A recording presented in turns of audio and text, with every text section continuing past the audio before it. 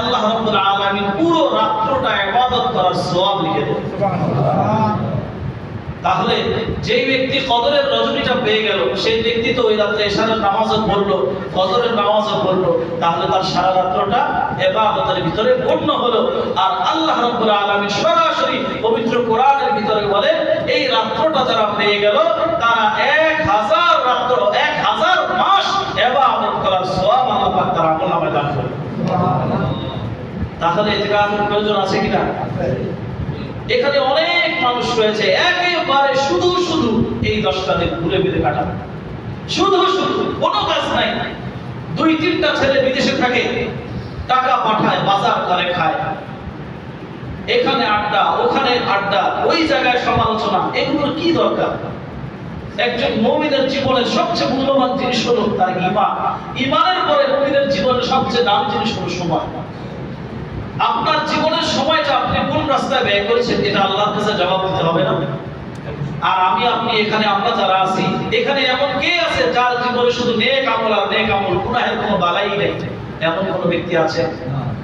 তাহলে আমি আপনি যদি সামান্য এই 10টা দিনের জন্য, 10 দিনও হয় না হিসেবে 9 দিন, 10 দিনের দিন তো চলেই যায়, ঈদের চাঁদ উঠলে তো মানুষ চলেই যায়, এই 9টা দিনের জন্য আল্লাহর রাস্তায় কুরবানি করা, এটা কি কোনো বেশি বড় কোনো কঠিন কাজ?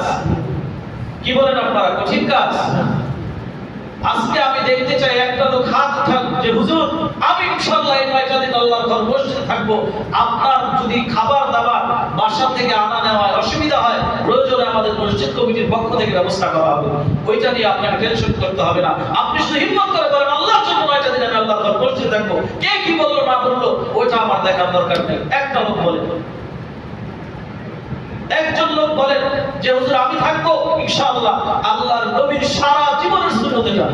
আলহামদুলিল্লাহ, আমাদের সুরজয় চাচা, আল্লাহ ওনার জানে মানে বরকত দান করেন, সকলে বলে আমিন।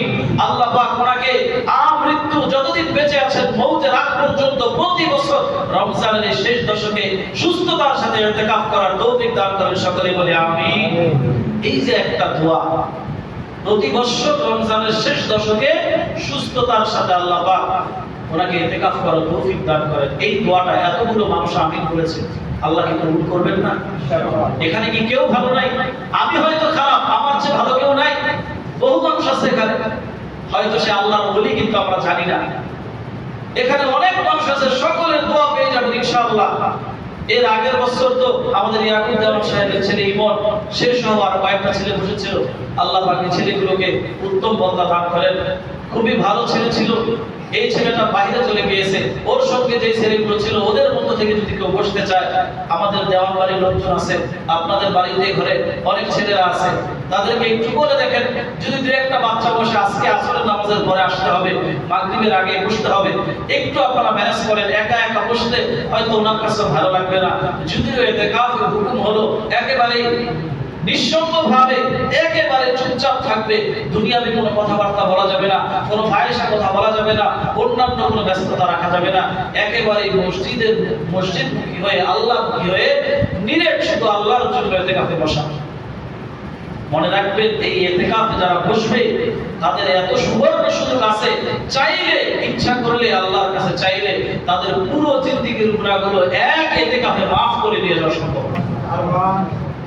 সুবহানাল্লাহ, তো সবাই বললেন কিন্তু রাজি তো কেউ হচ্ছেন না।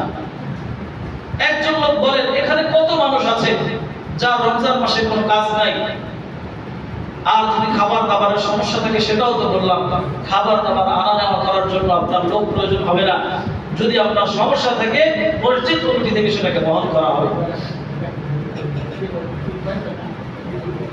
বলেন একটু জলদি বলেন।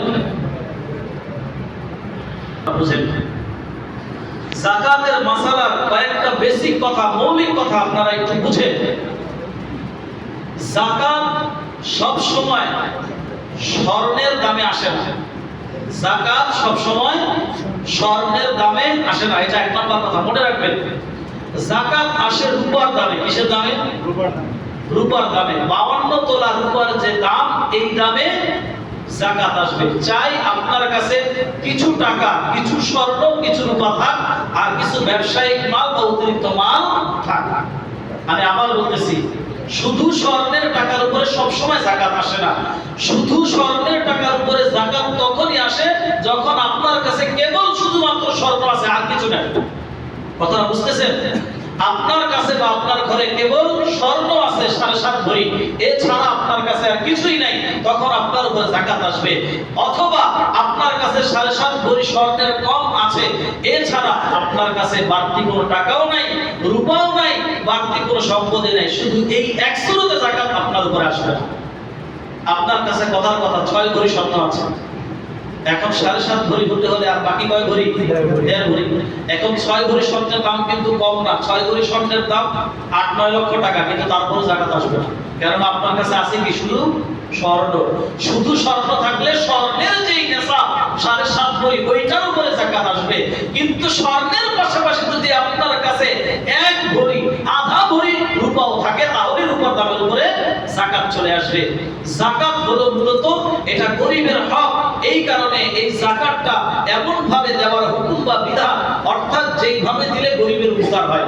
এখন আপনি যদি স্বর্ণের দাম ধরে বসে থাকেন, তাহলে তো স্বর্ণের দাম পুরো হতে হতে আরো খবর আছে, এই সময় গরিব তো যাকাত থেকে মাহরুম হবে, বঞ্চিত হবে। এই জন্য ইসলামী শরীয়তের বিধান হলো যাকাত আসবে রূপার দামের উপরে, স্বর্ণের দামের উপরে যাকাত কেবলমাত্র শুধু স্বর্ণ থাকলেই আসবে, স্বর্ণ ছাড়া আর কোনো কিছু থাকতে পারবে না। যাদের কাছে স্বর্ণের পাশাপাশি অন্য যে কোনো আছে, অথবা শুধু রূপা আছে, শুধু টাকা আছে, শুধু সম্পদ আছে, এই সকল সুরতে রূপার দামে অর্থাৎ 52.5 তোলা রূপার দামের উপরে যাকাত আসবে। আশা করি যাকাতের এই মৌলিক বেসিক মাসলাটা সকলেই বুঝতে পেরেছেন। এখন কার কত টাকা যাকাত আসে সেটা আপনারা হিসাব করে দিবেন। যাকাতের হিসাব করবেন এইভাবে, স্বর্ণ যাদের রয়েছে, আপনার স্বর্ণ 22 ক্যারেট হোক, 21 ক্যারেট হোক, 20 ক্যারেট হোক, স্বর্ণের দাম হলো মার্কেটে আপনি এই স্বর্ণটা বিক্রি করতে গেলে কত টাকা দরে বিক্রি করতে পারবেন, ওই দরের উপরে যাকাত আসবে। আপনার স্বর্ণের মার্কেট প্রাইস রয়েছে কথার কথা 1.5 লক্ষ টাকা, কিন্তু এটা বিক্রি করতে গেলে তো আপনাকে 1.5 লক্ষ টাকা দিবে না, দিবে? বিক্রি করতে গেলে 17% বাদ দিয়ে তারা দাম দিবে। কত পার্সেন্ট? 17%। এটা বাংলাদেশের মার্কেটের সিস্টেম। 17% দাম বাদ দিয়ে যেই টাকাটা থাকবে, সেটা 21 ক্যারেট হোক, 22 ক্যারেট হোক, 24 ক্যারেট হোক, যেই ক্যারেট হোক, সেটা স্বর্ণকারদের দোকানে লেখা আছে যে এত ক্যারেটের দাম এত, এত ক্যারেটের দাম এত। ওই 17% দাম বাদ দিয়ে তারপরে স্বর্ণের যাকাত আসবে। আর টাকা আর রূপারটা হলো 52.5 তোলা রূপার যে দাম, ওই দাম অনুপাতে সম্পদ থাক, রূপা থাক অথবা টাকা থাক, যত টাকা আছে তার 40 ভাগের 1 ভাগ যাকাত আসবে। আল্লাহ পাক রব্বুল আলামিন আমাদেরকে বোঝার এবং আমাদের তৌফিক দান